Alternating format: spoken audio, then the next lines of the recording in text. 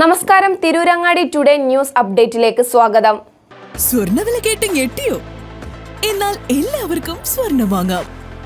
Thooba jewellery അവതരിപ്പിക്കുന്നു light weight കളക്ഷനുകൾ, അതിമനോഹരമായ ഡിസൈനുകൾ, 1 ഗ്രാം മുതൽ നെക്ലസുകൾ, ബ്രേസ്ലെറ്റുകൾ, റിങ്ങുകൾ, മിതമായ പണിക്കൂലിയും ആയുഷ്കാല മെയിന്റനൻസ് സപ്പോർട്ടും. ഇനി എന്തിനു സ്വർണ്ണം വാങ്ങാൻ കാത്തിരിക്കണം? ചെമ്മാട് തൂബ ജ്വല്ലറിയുടെ ഷോറൂം ഉടൻ സന്ദർശിക്കൂ. വാർത്തകൾ വിശദമായി. വെളിമുക്കിൽ വീട് ജപ്തി ചെയ്യാനെത്തിയ ഉദ്യോഗസ്ഥ സംഘത്തെ നാട്ടുകാർ തടഞ്ഞു. കൊച്ചിയിൽ നിന്നുമെത്തിയ ബാങ്ക് ഓഫ് ബറോഡ ജീവനക്കാരെയും അഡ്വക്കേറ്റ് കമ്മീഷനെയും ജപ്തി നടപടികൾക്ക് സംരക്ഷണം നൽകാനെത്തിയ തിരൂരങ്ങാടി പോലീസിനെയുമാണ് നാട്ടുകാർ സംഘടിച്ചെത്തി തടഞ്ഞത്. വെളിമുക്ക് കൂഫ സ്വദേശിയായ മാളിയേക്കൽ പള്ളിയാളിൽ ജലീല് കണ്ണൂർ സ്വദേശി ബിസിനസ്സിൽ ലാഭം വാഗ്ദാനം ചെയ്തതിനെ തുടർന്ന് സഹോദരങ്ങളുടെയും മാതാവിൻ്റെയും ഒപ്പ് ശേഖരിച്ച് വീടിൻ്റെ ആധാരം പണയം വെച്ച് 70 ലക്ഷത്തോളം രൂപ 11 വർഷം മുമ്പ് ലോൺ എടുത്തിരുന്നു.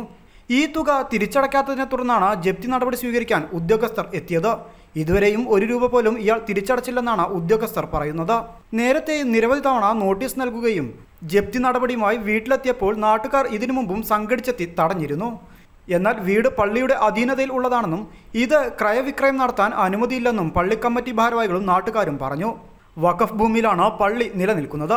50 സെന്റോളം ഭൂമിയിലാണ് പള്ളി നിൽക്കുന്നത്. ഇതിനോടനുബന്ധിച്ച് 5 ഏക്കർ ഭൂമിയുണ്ട്. ഇതിലെ 1 ഏക്കറോളം ഭൂമിയാണ് വായ്പയ്ക്കായി ഈടുവെച്ചത്. ഈ ഭൂമി ക്രയവിക്രയം നടത്താനാകില്ലെന്നാണ് നാട്ടുകാർ പറയുന്നത്. ഇത്തരത്തിൽ ലോൺ നൽകിയത് ബാങ്കിന്റെ പിടിപ്പുകേടാണെന്നും സമീപത്ത് ബാങ്കുകൾ ഉണ്ടായിട്ടും കൊച്ചിയിൽ നിന്ന് വായ്പ എടുത്തതിൽ ദുരൂഹതയുണ്ടെന്നും വായ്പയെടുത്ത പണവുമായി കണ്ണൂർ സ്വദേശി മുങ്ങിയതാണെന്നും കുടുംബത്തിന് ഒന്നും ലഭിച്ചിട്ടില്ലെന്നും നാട്ടുകാർ പറയുന്നു.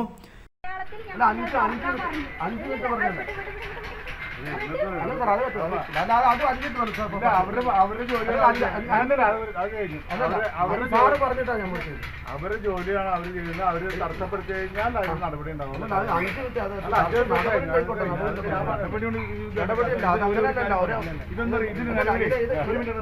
ഇതൊന്നും സംഭവം അറിയോ? ഇത് നിലവിൽ ഇവർ ചെയ്ത് കഴിഞ്ഞ തവണ ഇവർ പോയത് എങ്ങനെ അറിയെങ്കിൽ കഴിഞ്ഞ തവണ ഇവർ പോയത് കൃത്യമായി ഇതിന്റെ വഖഫ് സ്വത്താണെന്നുള്ള കൃത്യമായ രേഖകൾ കണ്ടിട്ടല്ലേ ഞങ്ങളോട് പറഞ്ഞിട്ടാണ് പോയത്.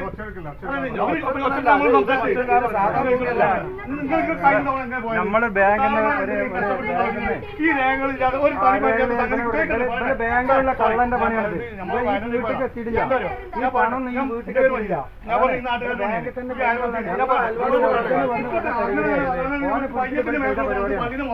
ഞാൻ പറഞ്ഞു മടങ്ങി വരേണ്ട സ്ഥലമാണോ എന്നുള്ള ഇവര് പരിശോധിക്കണ്ടേ? ഇതേമാതിരി ഇവർ എന്താ ഇങ്ങനത്തെ പ്രവർത്തനം കാണിക്കുക? എന്താണ് ഞാൻ പറഞ്ഞ സാധനം നിങ്ങൾ കേട്ടാൽ മാത്രം മതി. ഞാൻ അങ്ങോട്ട് തോന്നിയില്ല. ഞാൻ പറയുന്നത് എന്താ അറിയെങ്കിൽ ഇത് പള്ളിന്റെ മുതലാണ് കൃത്യമായ രേഖ ഉണ്ടായിട്ട്, വളരെ കൃത്യമായ രേഖ ഉണ്ടായിട്ട് ഈ മറ്റേ ഈ എറണാകുളം ബാങ്ക് കൊണ്ടുപോയിട്ട് കുറച്ച്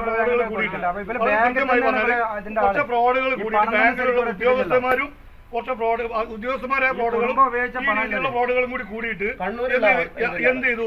ഈ മറ്റേ ഇവിടുത്തെ ബാങ്കിൽ കൊണ്ടുപോയി സബ്മിറ്റ് ചെയ്തു. അവരെന്ത് ചെയ്തു? ചെറിയ പൈസ ഈ ആളുകളുടെ ആകെ പല തവണ ഈ ചെക്കൻ പോയിട്ട് ആകെ 2-3 ലക്ഷം റുപ്യാണ് ചെക്കന് കിട്ടി നമ്മൾ മനസ്സിലാക്കി കഴിഞ്ഞു. എന്നിട്ട് എന്ത് ചെയ്ത് ഇവരെന്ത് വെച്ചൊരു അണ്ടർസ്റ്റാൻഡിങ് ഉണ്ടായിട്ട് അവർ ഈ പൈസ വാങ്ങിപ്പോയി. ഇതാണ് സംഭവിച്ചത്. അതല്ലെങ്കിൽ തിരിച്ച് ഉറപ്പെങ്കിലും നടക്കില്ല. എന്നിട്ട് നമ്മളെന്നെ അത്ഭുതപ്പെടുകയാണ് എങ്ങനെ പള്ളിന്റെ മുതലിൽ എന്ത് കിട്ടണേ, വഖഫ് സ്വത്തിൽ എങ്ങനെ ഇത് കിട്ടണം നമ്മൾ അത്ഭുതപ്പെടുകയാണ്. ഇത് വളരെ കൃത്യമായി ഞാൻ രേഖ അല്ല ഇതൊക്കെ ബോധിപ്പിക്കേണ്ട സ്ഥലം കോടതിയിലാണ്. ഞങ്ങള് നാട്ടുകാരാണ്. ഞാൻ പറഞ്ഞ ഇവർ കൊടുക്കാൻ പാടില്ല. ആ മുതല് വഖഫ് സ്വത്തിന് ഇവരാണ്. ഞാൻ പറഞ്ഞു ഇവര് വക്കീല് ബാങ്കാണ് കൊടുക്കുന്നത്. ആരാണ് പറഞ്ഞത്? ഇവരെ പറഞ്ഞ ബാങ്കാണ്. നിങ്ങൾ ആലോചിക്കും സാർ, എത്രമാത്രം നാട്ടുകാർക്ക് ആവശ്യപ്പെട്ട സമയമാണ്. സോറി, ബന്ധപ്പെട്ട ആൾക്കാർക്ക് ചെയ്യാൻ കോടതിയിൽ ഇതിൽ ആർഗ്യ ചെയ്ത് നമ്മുടെ ഭാഗം ക്ലിയർ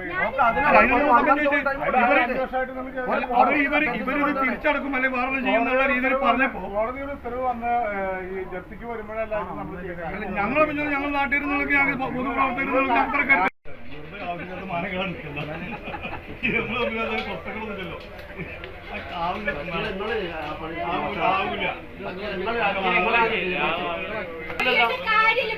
അല്ലല്ലോ. അപ്പൊ അതുകൊണ്ട് കുറച്ചൊരു മാനസിക അവരാണ് ചെയ്തതെന്നുണ്ടെങ്കിൽ അതേമാതിരി നിങ്ങൾ വാങ്ങിയിട്ട് അഞ്ചാമത്തെ പ്രാവശ്യമാണ് ലോൺ എടുക്കുന്ന സമയത്ത് ആരായാലും ചിന്തിക്കണം, ഞാനായാലും ചിന്തിക്കണം. അതൊക്കെ ശരിയാണ്, നിങ്ങൾ പറഞ്ഞത് ശരിയാണ്. പക്ഷെ ഈ ലോൺ കൊടുക്കണവർ ശ്രദ്ധിക്കണം, ലോൺ ഡോക്യുമെന്റ് ശരിയാണോ എന്നുള്ളത്. കൊടുക്കുന്നതിനനുസരിച്ച് അവർക്ക് പൈസ എന്തുകൊണ്ട് ഞങ്ങളുടെ നാട്ടിലൊക്കെ ഒരുപാട് ബാങ്ക് ഉണ്ടല്ലോ, എറണാകുളത്ത് വന്ന് എന്തുണ്ടാവും? ഈ ബാങ്ക് കൊടുക്കുന്നില്ല. അത് നിങ്ങൾ കോടതിയിൽ ബോധിപ്പിക്കണം. അല്ല, ഇപ്പൊ 5 വർഷമായിട്ട്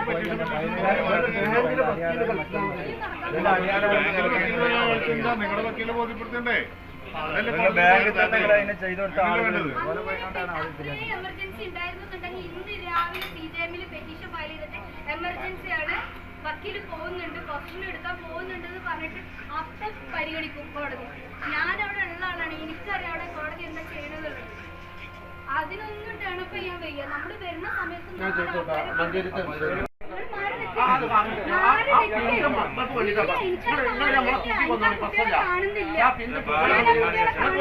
കുട്ടികളെ കാണുന്നില്ല. ഒന്ന് മാറി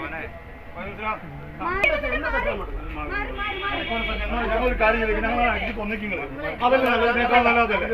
അങ്ങനെ ചെയ്തേക്കും, അങ്ങനെ ചെയ്തേക്കും.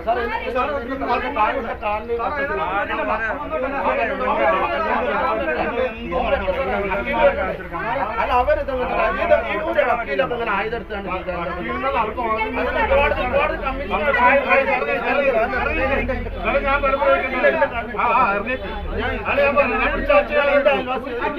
ഞാൻ പിടിച്ചു വയ്ക്കാനാണ് ഞാൻ പറഞ്ഞ